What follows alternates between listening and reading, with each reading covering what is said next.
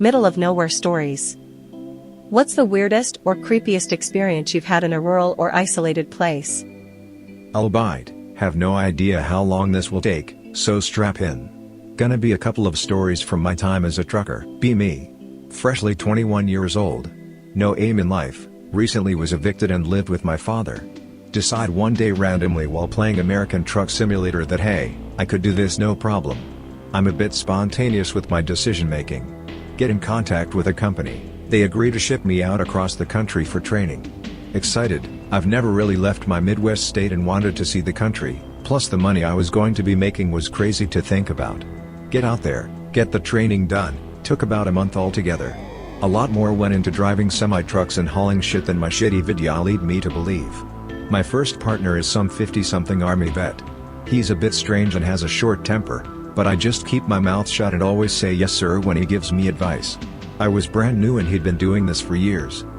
The first delivery we do is from San Francisco to upstate New York, literally coast to coast, which meant a big paycheck. Before we ship out he decides to stop our little conversation and lighthearted joking and got very serious. You see this? He's holding up one of those 100p notebooks with the funky pattern, think the Ned's declassified notebook if anyone knows what I'm talking about. It says diary on the front. Never ever touch this or read it, it is my property and my personal business. Why yes sir, of course. A bit strange but whatever. Fast forward like 4 months, from what I can tell the dude isn't completely right in the head, the most minor inconvenience will make him flip his top. I mean someone will cut him off or won't let him merge and he'll yank the entire rig over on the side of the road to have a scream/cry fit. Tears, snot, thrashing his arms, the whole bit. It freaks me out a bit. The dude is obviously unhinged but I chalk it up to PTSD from the army. One day he decides he needs to go home and handle some personally business, something that happens often. We pull off in a trucking parking lot somewhere in PA, his East Asian wife who speaks zero English picks him up. I'm sitting in the truck playing Hearthstone on my phone waiting for him to get back. I look over to the passenger seat. It's his diary, he must have forgotten it. The thought crosses my mind to look in it, but resist the urge at first. I mean it's sorta a dick thing to do and I'm not the type to do something like that. Or so I thought. After about 10 minutes of going back and forth in my mind about it I decide fuck it. I'll have a bit of a peek. Flip through it, shit about how lonely it is on the truck at months at a time, on the road. With loneliness comes frustration. Sexual frustration even. Okay? Sure I get it. He continues on about how it weighs on his mind more and more. Finally catch up to the part where I got on the truck. The mood of the diary immediately shifts. Instead of describing me by my name, or even age he starts writing about how smooth my skin is. Excuse me? How exciting it is to have someone else to finally share the road with. How my clothes fit me well. Oh God please no please. How my smell is and I quote invigorating. He then explains in his fucking diary that he did a bad thing. How he took one of my pairs of boxers for use later. My blood ran absolutely cold. I immediately ran to the back of the truck where the bunks are and flipped the bottom bunk open where I kept my suitcase was. When you only have a certain amount of clothes and you wear them for months non-stop, you notice when one's missing. I count my boxers, including the ones I was wearing. One's missing. He was gonna rape the shit out of you. I wasn't scared of being raped as much as being freaked out he was gonna fucking kill me or something. The dude was unhinged big time, didn't mention the party where he said his former partner attacked him first so he tased him and then stabbed him in the arm with his knife, told the company and the cops it was self-defense and supposedly got off without getting arrested or fired. I wanted to say more but the 2,000 character limit was killing me so I had to shave off some parts. Hell yeah, breaker ready for some stories over. As a random question, did you often have more than one of you in a truck at a time? I wouldn't mind road tripping it with someone. But my driving record isn't the best lol. Yeah, me and my partner, which my company made mandatory so the truck could run non-stop. You were allowed to take friends and family too but the company had to clear the person and make sure they didn't have a criminal history. Also side note that pic was meant for the story after this one where my second partner was a Pakistani who absolutely hated Jews. Anyway. I started to get a sick feeling in my stomach. I packed all of my things, loaded them off the truck and got a motel, called the company and told them I wanted another partner. I didn't care how long I'd have to wait. They obviously ask why, I tell them and my dispatch said I'm so sorry etc and said he'd call me back. 30 minutes pass and I get texts blowing up my phone from my partner, saying everything from "You broke my trust, that was confidential." And my favorite, "You were asking for it from day one." Call him a freak, block the number. About an hour and a half later I'm watching the shitty cable TV they have in the motel. Hear stomping coming from down the hall. Hear beating on my door, I mean it sounds like someone is trying to kick it in. Hear my partner's voice. You motherfucker, your ass is mine, get the fuck out here, you lying shit. Call the front desk, who call the police. While they're on their way I decide to look out the little eye hole thing in the door. He's completely naked and holding a tire iron pacing back and forth in front of my door. Police eventually get there. Apparently he has a history of this sort of thing and my dispatch told him over the phone he needed to leave his shit at home because he isn't getting back on the truck. He's fired. The guy then goes livid, calls the branch office that handles paying for motels.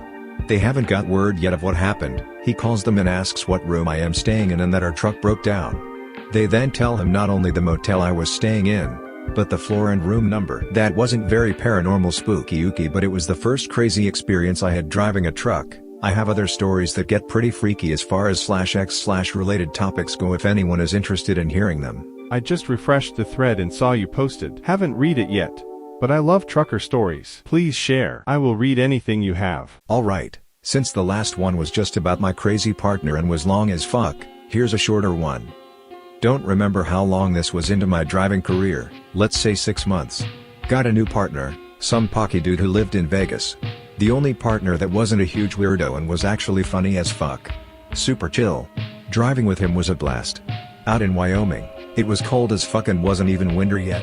During training my training partner was some boomer named Russ. He lived in Wyoming and would tell me about how many accidents were there. I had this idea that Wyoming was some dangerous mountain of twisting roads to navigate. Leave Salt Lake City on a delivery to Philadelphia. Take I-80, which cuts straight through the entire state. When I enter the state, I'm confused. It's literally the straightest roads out of any state I've driven in. Think this'll be a piece of cake. Around 200 miles in Wyoming I get an alert on my Qualcomm, which is like this little touchscreen computer that acts as a GPS, and a messaging system between the truck and dispatch. Wind danger. Seek immediate shelter. Huh? The fuck does that mean? Dairy snowstorms, the sky is clear. And then the wind hits me. Wham. Feel like someone just struck me on my passenger side. My trailer fishtails and I begin to see the tandems, the back tires of the trailer, lift off the ground. Freak the fuck out and try to countersteer while braking, but not braking too hard or I'll lose control of the truck. Manage to come to a stop, pull off on the side of the road and put my flashers on, get out to set reflectors on the road. At this point everyone is pulling over, the wind is crazy. Get out and actually get knocked on my ass by the wind, and I start rolling. Like some shit you see in Looney Tunes. Realize putting out reflectors would be useless, they'd just blow away. The wind is like ice against my skin, I mean it actually is painful, it's so cold. Make it back to my truck. Entire interstate is shut down at this point, nobody is going nowhere until this wind dies down. Get bored listening to Coast AM talk about COVID and decide to turn on the CB. This was my partner's truck so he had a CB installed, usually left it off because it was boomers wheezing about young people. Listen to them talk a bit, hop in and start bullshitting with the older dudes, banter, laugh etc. Thick fog rolls in, and I mean fucking thick. Can't see anything, can't even see my trailer behind me in the mirrors. It's bizarre to have all of this fog with the amount of wind we have, in fact it shouldn't be possible. Some time passes and someone hops on the CB and sounds fucking pissed. Any one of you assholes fucking with me better quite. I got a gun and I'll shoot your diabetic asses. We ask him what the fuck he is on about. Some punk thought it'd be funny to either knock on my truck or throw something at it. I laugh, the things these retards will do when bored. Then someone else pipes up, says it just happened. I get a little spooked, but whatever, it's just some guy having a bit of fun trying to scare people. We notice a pattern. It's going down the interstate heading west. Then the guy in front of me, some black dude by the sound of it, said someone just pounded on his door waking up his partner. I sit up in my seat wide-eyed. Turn on my brights. And what I see? What I fucking see? Nothing. Literally nothing. Stand up so I can get a look over the hood of the truck. The moment I do. Bam bam bam. Loud as absolute fuck. Trip over the CB cord and almost piss myself. Get up and about to go see who it was when I come to my senses and say fuck that. Make sure the doors are locked, set an alarm for sunrise and climb up on the top bunk to get some sleep. Sit there staring at the roof while listening to the wind howl outside.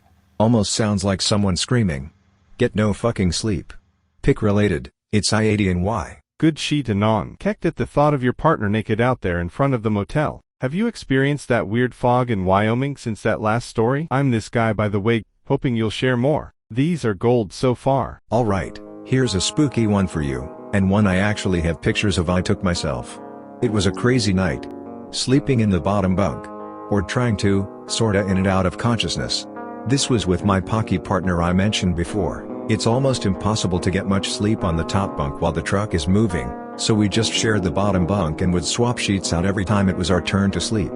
On 1 to 40 leaving Arkansas and entering Oklahoma. I'd say about 80 miles from Fort Smith, if anyone is familiar. All of a sudden I hear Bismillah, fuck fuck, and the truck starts swerving. He is putting all of his weight on the brake pedal. Hear the engine brake engage. It's also called a J-brake. It restricts the muffler's air and forces the transmission to downshift. I finally come to and I'm laying on the dashboard of the truck. I flew all the fucking way from the back of the truck to the front. It's a miracle I didn't fly out the window. As I climb down off the dashboard and ask Saeed what the fuck his problem is, he just points in front of the truck. An entire rig flipped the fuck over. It can't be more than a couple of yards in front of us. Sit there staring at it for a second, then I realize, fuck, we have to help them. I throw on pants, and hop out the truck running over to the cab. By this time trucks had stopped behind us, thank God they didn't strike us from behind, and are running over as well. Me and some younger Mexican dude climb up on the cab, trying to pry the door open. I ask if they're alright and get a moan in response. Can't get the door open, tell them to cover their eyes as me and this other guy begin breaking the window. We finally busted and the Mexican dude climbs in first. He was smaller so it'd be easier to pull him out. We finally get this guy and his partner out of the truck. They are bleeding but insist that they're okay. Pick related, the red truck is mine. Censored the truck number for obvious reasons. The guys that wrecked our father and son, some Indian dudes, I mean Indian as in Native American. The son was driving, father was apparently sleeping. It's a miracle the old man wasn't hurt worse. We aren't going anywhere for a while until the police get a crane truck to pull their truck out of the way. The question finally comes up. What the fuck made you turn over your truck like that? My mother. Huh? It was my mother. I know it was mom. He then begins to explain while driving he smelled the perfume his mother used to wear. As he's trying to figure out what that smell was, and this is what he said, his mother, plain as day, was standing in the middle of the road while he was going 70 miles per hour. His first reaction without thinking was to swerve and avoid her, causing him to lose control and flip the truck. His father cuts him off saying, "That's enough, no more." He begins arguing with his father about it and I ask, how could your mother be out in the middle of nowhere? The father looks straight at me and says, "My wife's been dead for 14 years, he must be mistaken." My blood runs cold. I walk away and get in my truck, smoke a cig and try to process what just happened. Cops finally show up 2 fucking hours later and begin to attempt to move the truck. They take my statement, my partners, and a few other people. I don't know what Saeed told them, but I told the officer what the son and father said. I see the color drain from his face. That will be all. Thanks for taking the time, sir. Have a good night. Second cop walks up to me laughing and shaking his head. I asked him what's so funny. This truck was hauling fertilizer. A few more feet and you would have struck the trailer. I'm sure you know what would have happened then, right? I just nod my head. Well, if that's not luck, I don't know what is. Haha, yeah. Pick related, it's around where we were when it happened.